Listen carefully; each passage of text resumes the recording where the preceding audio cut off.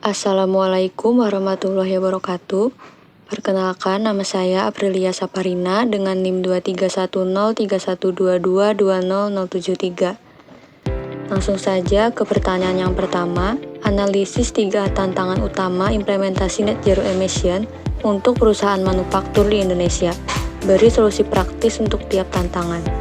Walaupun target net zero semakin banyak diadopsi, implementasinya tidak selalu mudah. Beberapa tantangan yang sering muncul antara lain, yang pertama, ketergantungan pada energi fosil. Banyak sektor industri masih bergantung pada bahan bakar fosil seperti batu bara, minyak, dan gas. Transisi menuju energi bersih membutuhkan investasi besar serta perubahan infrastruktur energi. Solusi yang dapat dilakukan adalah melakukan transisi energi secara bertahap, bukan langsung mengganti seluruh sumber energi. Perusahaan dapat mulai dengan melakukan audit energi untuk mengetahui penggunaan energi yang paling boros. Kemudian mengganti peralatan yang tidak efisien dengan teknologi hemat energi. Selain itu, perusahaan dapat memanfaatkan energi terbarukan seperti pemasangan panel surya di area pabrik, penggunaan listrik dari sumber energi hijau, serta meningkatkan efisiensi mesin produksi. Langkah bertahap ini membantu mengurangi emisi tanpa memberikan beban investasi yang terlalu besar dalam satu waktu. Yang kedua, kesenjangan teknologi. Beberapa teknologi yang dibutuhkan untuk mencapai net zero seperti carbon capture dan penyimpanan karbon masih dalam tahap pengembangan atau belum tersedia secara luas.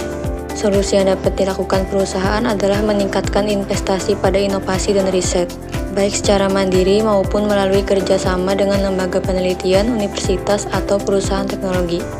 Selain itu, perusahaan dapat menerapkan teknologi yang sudah tersedia terlebih dahulu, seperti sistem manajemen energi, otomatisasi produksi, penggunaan bahan baku ramah lingkungan, dan konsep sirkular ekonomi atau mengurangi limbah menggunakan kembali material dan mendaur ulang.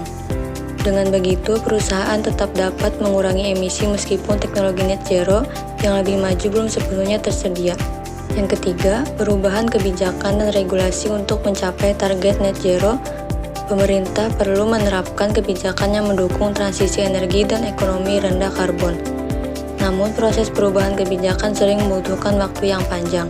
Solusi yang dapat dilakukan adalah perusahaan perlu memiliki strategi keberlanjutan jangka panjang dan aktif mengikuti perkembangan kebijakan pemerintah. Perusahaan juga dapat membangun sistem pengukuran dan pelaporan emisi agar lebih siap menghadapi regulasi baru, misalnya melalui penerapan standar lingkungan dan target pengurangan karbon internal. Selain itu, perusahaan dapat bekerja sama dengan pemerintah atau asosiasi industri untuk memahami arah kebijakan serta mendapatkan dukungan dalam proses transisi. Pertanyaan yang kedua, fast fashion chain versus H&M. Bandingkan model bisnis ultra fast fashion chain dengan upaya H&M, mana yang lebih unsustainable secara sistem. Rekomendasikan regulasi yang efektif untuk industri ini. Perbandingan model bisnis chain versus H&M. Model bisnis ultra fashion chain berfokus pada produksi pakaian dengan jumlah sangat besar dengan siklus yang sangat cepat. Chain menggunakan sistem berbasis data dan algoritma untuk membaca tren konsumen, kemudian produksi banyak desain baru dalam waktu singkat. Keunggulan model ini adalah harga murah, variasi produk sangat banyak, dan kemampuan mengikuti tren secara cepat.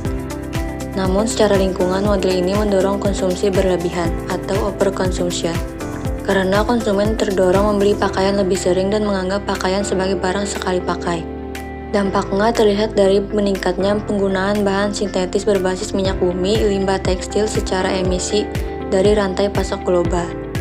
Sementara itu, H&M melalui program mencoba mengurangi dampak lingkungan dengan menggunakan bahan yang diklaim lebih ramah lingkungan, seperti material daur ulang atau sumber yang lebih berkelanjutan.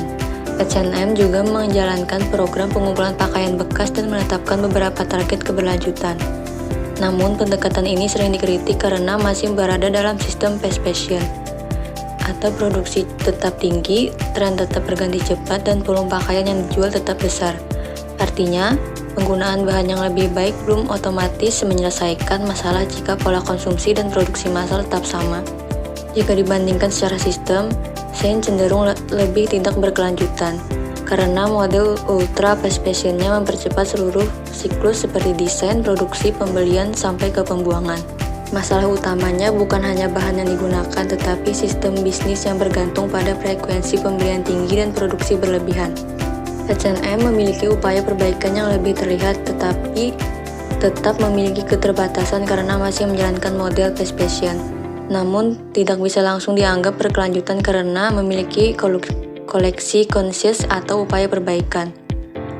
Ada kritik bahwa inisiatif semacam ini dapat menjadi bentuk greenwashing apabila klaim lingkungan tidak disertai pengurangan produksi dan transparansi rantai pasok. Rekomendasi regulasi untuk industri fast fashion. Regulasi yang efektif sebaiknya tidak hanya meminta perusahaan mengganti bahan, tetapi mengubah sistem industrinya. Pemerintah dapat menerapkan Extended Producer Responsibility, yaitu mewajibkan perusahaan fashion bertanggung jawab terhadap produk setelah dijual, termasuk pengumpulan dan pengelolaan limbah pakaian. Selain itu, diperlukan aturan transparansi rantai pasok sehingga perusahaan wajib melaporkan asal bahan, kondisi kerja pemasok, penggunaan air, emisi karbon, dan jumlah produksi. Hal ini dapat menjaga perusahaan membuat klaim keberlanjutan yang tidak jelas.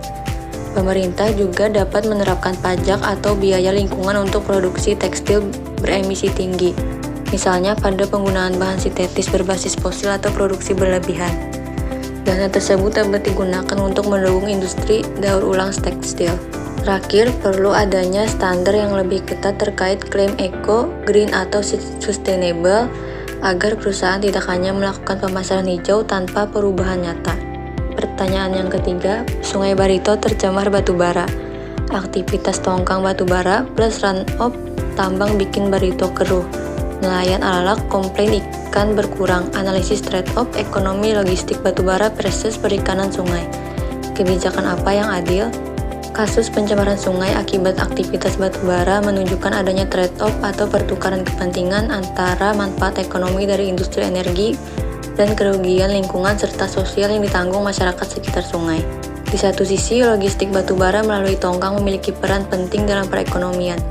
Aktivitas ini mendukung rantai pasok energi, membuka lapangan kerja, meningkatkan aktivitas pelabuhan, dan memberikan pendapatan bagi daerah.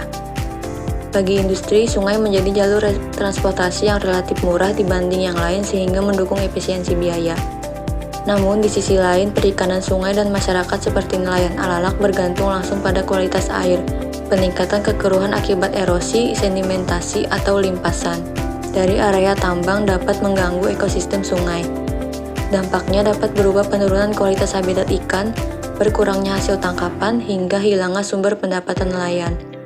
Dalam kondisi ini, keuntungan ekonomi dari batubara bisa menciptakan biaya lingkungan yang tidak selalu ditanggung oleh perusahaan, tetapi dialihkan kepada masyarakat. Dari sudut pandang keadilan, kebijakan yang tepat bukan menghentikan seluruh aktivitas batubara secara langsung, tetapi memastikan bahwa pihak yang mendapatkan keuntungan juga bertanggung jawab atas dampaknya. Beberapa kebijakan yang lebih adil antara lain: pertama, pemerintah perlu memperketat standar pengendalian pencemaran dan pengawasan jalur tongkang. Pengusaha tambang dan operator tongkang harus diwajibkan menerapkan praktik seperti pengelolaan limpasan tambang, kolam sedimentasi, pemantauan kualitas air secara rutin, serta pembatasan aktivitas tertentu ketika kondisi sungai rentan. Kedua, perlu diterapkan mekanisme kompensasi bagi masyarakat terdampak. Jika terbukti aktivitas industri menyebabkan penurunan hasil perikanan, perusahaan dapat diwajibkan memberikan kompensasi mendukung pemulihan ekosistem atau membantu diversifikasi ekonomi nelayan.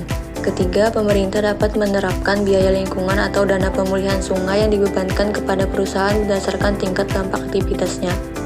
Dana tersebut digunakan untuk rehabilitasi sungai, pemantauan kualitas air, dan pemberdayaan masyarakat sekitar. Keempat, diperlukan transparansi data lingkungan. Hasil uji kualitas air dan dampak aktivitas tambang sebaiknya dapat diakses publik agar masyarakat dapat ikut mengawasi. Jadi, kebijakan yang adil bukan memilih antara batubara atau nelayan, tetapi memastikan bahwa manfaat ekonomi dari batubara tidak diperoleh dengan mengorbankan kelompok masyarakat yang bergantung pada sungai. Prinsipnya adalah pembangunan ekonomi tetap berjalan, tetapi biaya sosial dan lingkungan harus dihitung dan ditanggung oleh pihak yang menghasilkan dampak. Sekian dari saya. Wassalamualaikum warahmatullahi wabarakatuh.